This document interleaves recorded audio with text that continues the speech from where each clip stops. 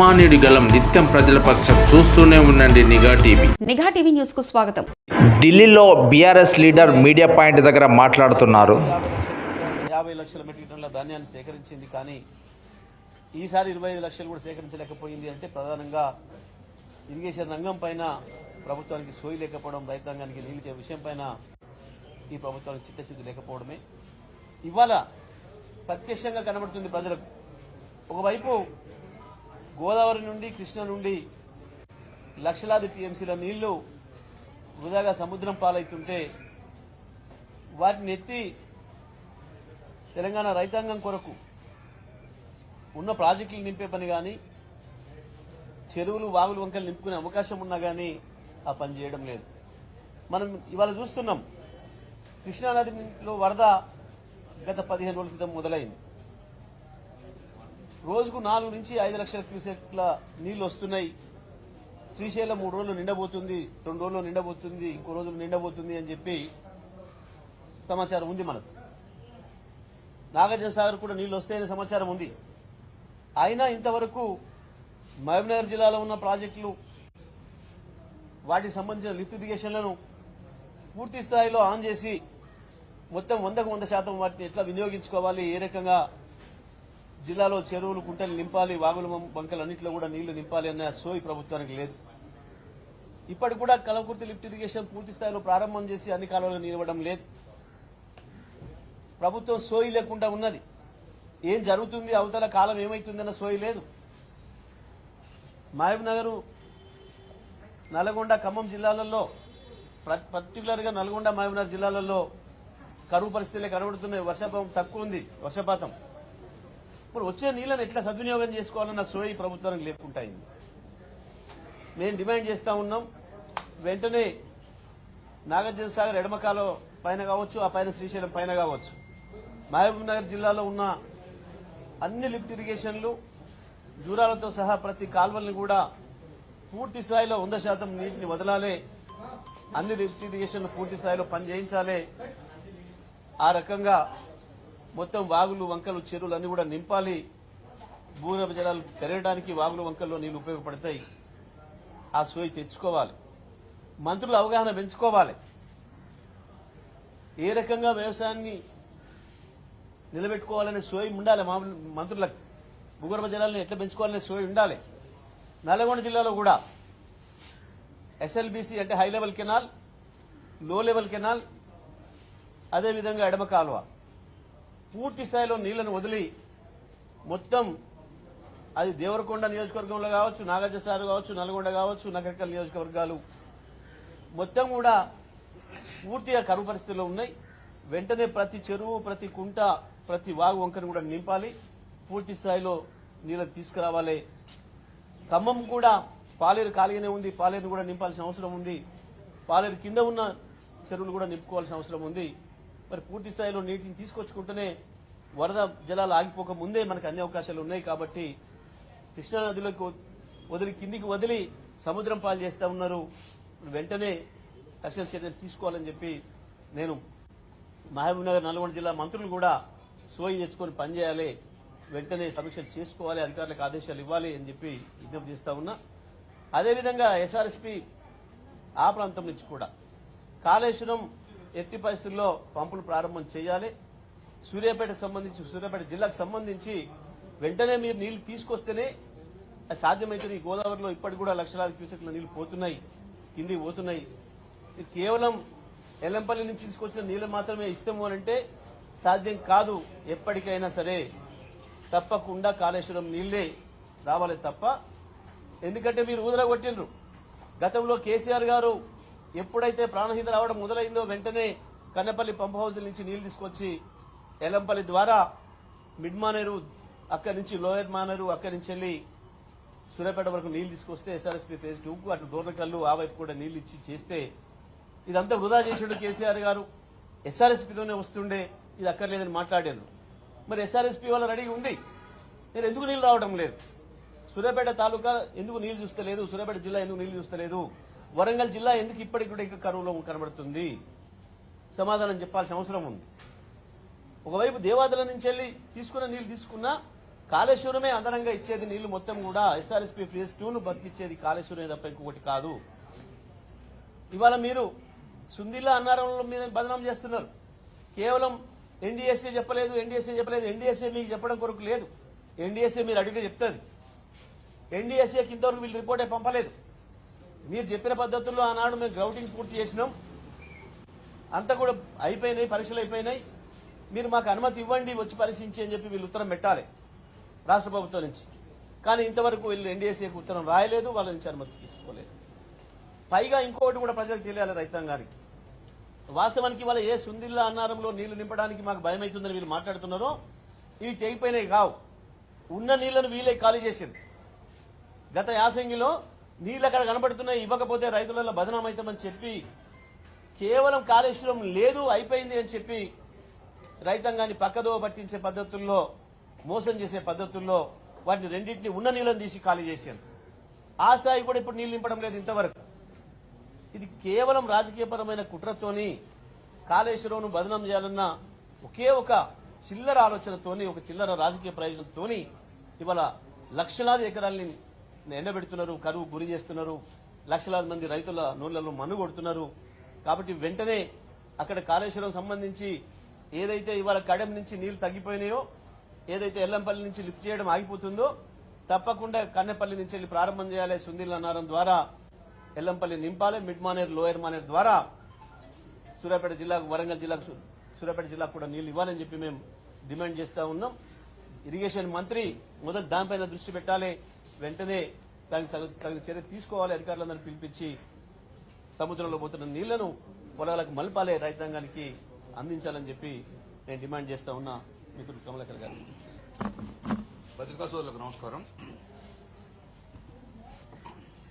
July 26 నాడు assembly సమావేశం నడుస్తున్నప్పుడు టీఆర్ఎస్ పార్టీ ఎమ్మెల్యే డెలిగేషన్ మూలంగా కన్నెపల్లి విజిట్ చేయడం జరిగింది. మా కళ్ల ముందు కూడా వందలాది టీఎంసీల నీళ్లు సముద్రపాలు అవుతుంది. పక్కనే ఎడారిగా ఉన్న మా యొక్క రిజర్వాయర్లు మిడ్మానేర్ కానీ, ఎల్లంపల్లి, మిడ్మానేర్ కానీ, ఎల్ఎండి కానీ, దాని ద్వారా మల్లన్న సాగర్ కానీ, రంగనగర్ కానీ, దాని ద్వారా ఎల్ఎండి నుంచి సుమారు 35 టీఎంసీ నీళ్ళు అవసరం పడుతుంది. Up to Kaleshwaram, up to Nalgonda, Suryapet అందరు పోవాలంటే. మేము డిమాండ్ ఇచ్చింది ఒకటే, అసెంబ్లీ సమావేశాలు అయ్యే లోపల మీరు పంపులు ఆన్ చేయండి, కన్నెపల్లి పంపులు ఆన్ చేయండి. ఆన్ చేసి నీళ్లు ఇవ్వనంగానే ఇమ్మీడియట్ గా తెల్లారే ఆన్ చేశారు. మేము అనుకున్నాం మా మిడ్మానేరు, ఎల్ఎండి అని నింపుతా అనుకున్నారు. కానీ అసెంబ్లీ సమావేశం రాగానే మళ్ళా ఈరోజు స్విచ్ ఆఫ్ చేసింది. ఏమంటారు ఇప్పుడు వీళ్ళు? ఎల్లంపల్లి నుంచి నీళ్లు ఇచ్చామన్నారు. ఇప్పటి వరకు ఎల్లంపల్లి నుంచి నీళ్లు వాళ్ళు కేవలం 11 టీఎంసీ మాత్రం ఎత్తేశారు, ఆఫ్ చేసేశారు. ఇప్పుడు మిడ్మానేర్ నుంచి ఎల్ఎండి కానీ, ఎల్ఎండికి ఒక చుక్క నీళ్ళు ఇంతవరకు రాలేదు. ఎల్ఎండి మేము 26వ తారీఖు నాడు విజిట్ చేస్తే 5 టీఎంసీ ఉన్నాయి, ఇప్పుడు 5 టీఎంసీలు ఉన్నాయి. ఒక చుక్క నీళ్ళు కూడా 26 వరకు ఎల్ఎండిలో నీళ్లు నింపలే. మరి ఒక చుక్క నీరు నింపపోతే కిందికి 30 టీఎంసీ నీళ్ళు అవసరం పడుతుంది. ఎప్పుడు నింపుతారు నువ్వు? ఈ రోజు మాకు అధికారులు ఇచ్చింది ఏంటంటే ఎల్ఎంపీ పంపింగ్ ఆన్ చేస్తాం, ఇన్ఫ్లో లేదని. మేము అప్పటి నుంచి ఇప్పుడు చెప్తున్నాం, మేము మీకున్నది ఏకే ఆధారం కన్నెపల్లి నుంచి నీళ్లు లిఫ్ట్ చేయమని చెప్తున్నాం. మీకు ఉన్న ఇబ్బంది ఏంటంటున్నాం, నువ్వు నీళ్లు నింపితే కదా ప్రాబ్లం వచ్చేది. నీళ్లు నింపి అన్నారం నుంచి, సుందీల నుంచి, మీరు ఎల్లంపల్లి నుంచి మాకు నీళ్లు నింపితే కదా ప్రాబ్లం వచ్చేది. కేవలం ఇప్పుడు ఏమంటారు, ఆపేసినాం మేము, ఫ్లడ్ అస్ ఇస్తామంటారు. ఫ్లడ్ ఎప్పుడు వస్తుంది? కడప ప్రాజెక్ట్ క్లోజ్ అయిపోయింది. మన కళ్ల ముందరి నుంచే వందలాది టీఎంసీ నీళ్లు సముద్రపాలు అవుతుంది, కానీ మా చెరువులు ఎండిపోయి ఉన్నాయి. దాంతో పాటు గాయత్రి పంపు నుంచి బిడ్మాన వరకు వరద కాలువ మీద వేలాది ఎకరాల మంది కూడా ఈరోజు వెయిట్ చేస్తున్నారు నీళ్ళు వస్తాయని చెప్పి. అది ఎండిపోయే పరిస్థితి వచ్చింది. తాగునీరు లేదు, సాగునీరు లేదు. పోనీ అదని ఇప్పుడు ప్రభుత్వం డిమాండ్ చేస్తున్నాం మేము. ఎస్ఆర్ఎస్పీలో ఇప్పుడు మాకు తెలిసిపోయి 50 టీఎంసీ నీళ్లు చేరింది. ఎస్ఆర్ఎస్ నుంచి మాకు ఎల్ఎండికి నీళ్లు ఇమీడియట్ గా మాకు 25 టీఎంసీ నీళ్లు చేయండి ఇప్పుడు ఇమీడియట్ గా. ఎస్ఆర్ఎస్ నుంచి నీళ్లు లేవు, కన్నెపల్లి నుంచి నీళ్లు లిఫ్ట్ చేయవు అంటే ఏం చేద్దాం అనుకుంటున్నాం మా రైతాంగాన్ని? ఒక బొట్టు నీళ్ళు లేకపోతే ఏం పరిస్థితి? అందుకే మేము డిమాండ్ ఇస్తున్నాం, మీరు కాలయాపన చేస్తున్నారు, మీరు కాలయాపన చేస్తున్నారు. మీరు కన్నెపల్లి నుంచి ఈ రోజు లిఫ్ట్ చేయాలంటే ఎన్డీఎస్ఏ అంటున్నారు, మీరు బహిర్గతం చేయాలి. ఎన్డీఎస్ఏని అడిగిర్రా? మీరు నీళ్లు నింపచ్చాలని అడిగిర్రా? ఆ లెటర్ రాస్తే లెటర్ బహిర్గతం చేయండి. కేవలం కాలయాపన చేస్తుండ్రా? ఎన్డీఎస్ఏ మీకు ఇయ్యని చెప్పి చెప్పిందా? నింపదని చెప్పిందా? మీరు అనుమతి అడిగినరా? కేవలం ఎన్డీఎస్ఏ సాకు చెప్పుకొని కన్నెపల్లి నుంచి నీళ్ళెత్తితే కాళేశ్వరం నీళ్ళెత్తే చెప్పేసి రైతాంగ నోట్ల మనుగొడుతున్నారు. అటు అన్నారం ఎండబెడుతున్నారు, సింగిలను ఎండబెడతారు, ఎల్ఎండి ఎండబెడతారు, మిడ్మాన్ ఎండబెడతారు. ఇట్లా ప్రాజెక్ట్ పోతున్నటువంటి తెలంగాణ ప్రజల గొంతు కనుక ప్రయత్నం చేశారు. మామూలు డెఫినెట్ గా డిమాండ్ చేస్తున్నాం. అసెంబ్లీ అయిపోయిందని కాదు, ప్రజాక్షేత్రం పోరాడేస్తాం. ఇప్పటికైనా బేసిదాకోకుండా ఇప్పటికీ ఆ కన్నెపల్లి పంప్ హౌస్ ఆన్ చేయండి, కాళేశ్వరం జనాలు మిడ్మాన్ ఎల్ఎండి నింపాలని చెప్పి బీఆర్ఎస్ పక్షాన డిమాండ్ చేస్తున్నాం. ప్రభాకర్ రెడ్డి గారు.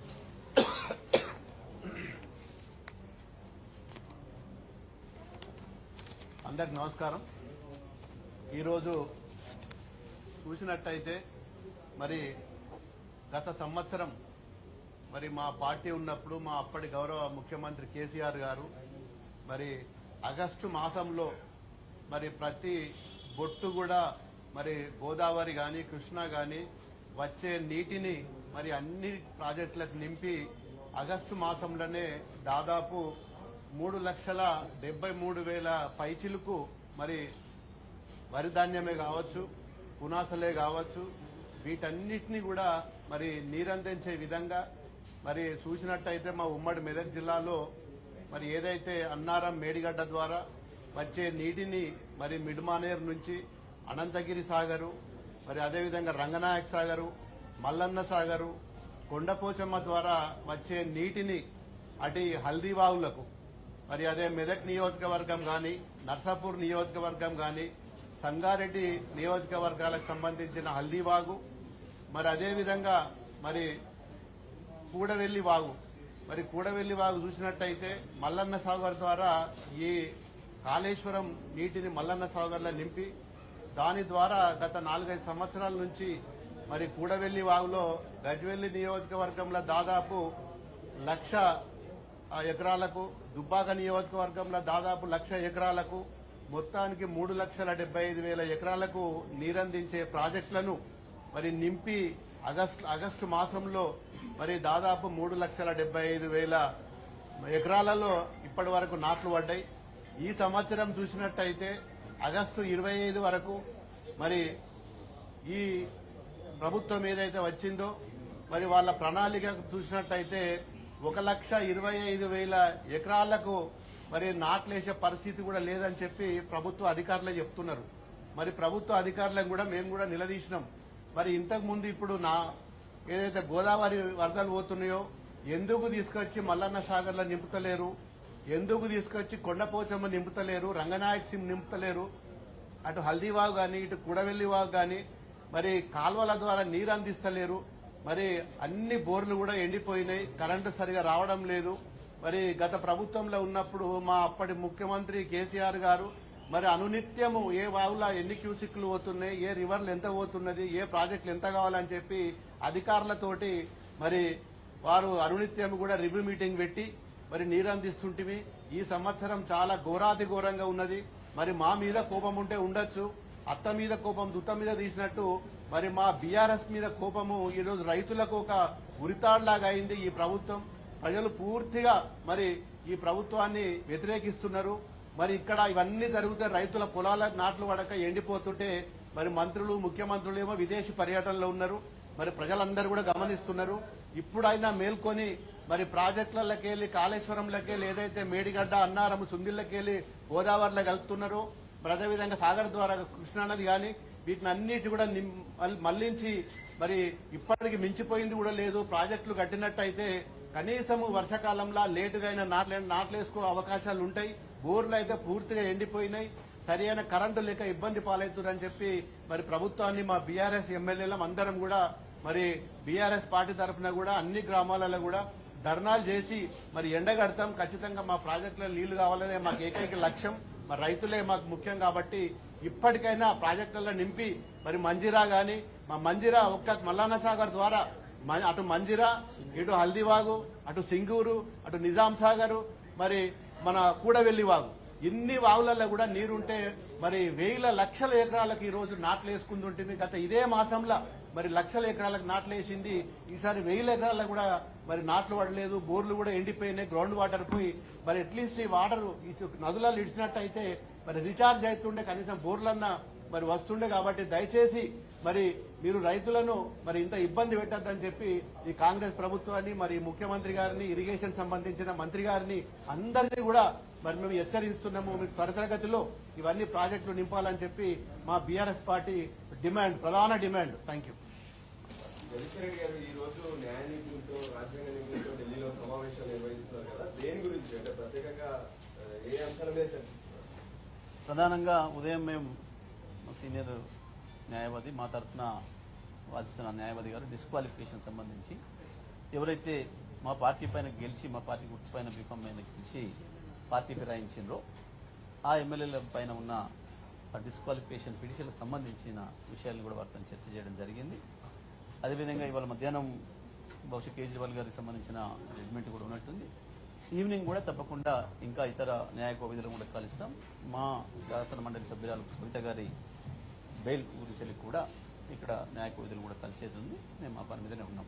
మీరు సుప్రీంకోర్టులో వేసినటువంటి కేసు మొన్న విచారణ సందర్భంగా 2 వారాలకు వాయిదా పడింది. ఎలా ఉంటుందండి? పడింది. దాంట్లో కూడా ఇంకొక అప్లికేషన్ రిజైండర్ అఫిడవిట్ దాఖలు చేసి ఉండే, నేను అది కూడా దాఖలు చేసినాను. వచ్చిన ఇవాళ ఆ పని కూడా ఉండే తప్పకుండా మనకు అల్టిమేట్గా ఉంది కోర్టులే కాబట్టి ప్రజల రక్షణ కొరకు చట్టానికి వ్యతిరేకంగా ఏవైతే ప్రభుత్వాలు ప్రవర్తిస్తున్నాయో అక్కడ చేయాల్సినవి చేయకుండా, స్పీకర్లు కూడా సమయానికి స్పందించకుండా, ఏదైతే కాంగ్రెస్ పార్టీ ప్రభుత్వమే కాంగ్రెస్ పార్టీనే స్వయంగా తీసుకొచ్చిన ఈ విరోధి పార్టీ ఫిరాయింపుల నిరోధక చట్టం ఏదైతుందో దానికి వాళ్లే తూట్లు పొడిచి ఏ రకంగా చేస్తున్నారో, ఒక రాష్ట్రంలో ఒక తిరిగా ఇంకో రాష్ట్రంలో ఇంకో తిరిగా ఎట్లా ప్రవర్తిస్తున్నారో వాటి అన్నిటికీ సంబంధించి కూడా ఒకవైపు ప్రజల్లో ఎండగడుతూ ఉన్నాం, ఇంకోవైపు న్యాయపరంగా మాకు న్యాయం దక్కాల్సిన అవసరం ఉంది. కాబట్టి దాని కొరకు కూడా సుప్రీంకోర్టుని కూడా ఆశ్రయిస్తా ఉన్నాం. సుప్రీంకోర్టు ద్వారా కూడా మేము అక్కడ ప్రతి రాష్ట్రంలో హైకోర్టు నుంచి వెళ్ళి జడ్జిమెంట్ అనుకూలంగా వస్తుందని అనుకుంటున్నాం. ఎందుకంటే అక్కడ హైకోర్టులు కూడా వేరే వచ్చి మాట్లాడినారు కాబట్టి వారితో దానికి సంబంధించిన మిగతా విషయాలను కూడా మాట్లాడడం కొరకు ఢిల్లీకి రావడం జరిగింది. అందరినీ కూడా న్యాయ కోవిధిని సంప్రదిస్తాం. ఉంది, అడిగినాము, వారు సమయం ఇస్తే కలిసిపోదామని వెయిట్ చేస్తా ఉన్నాం. Thank you very much.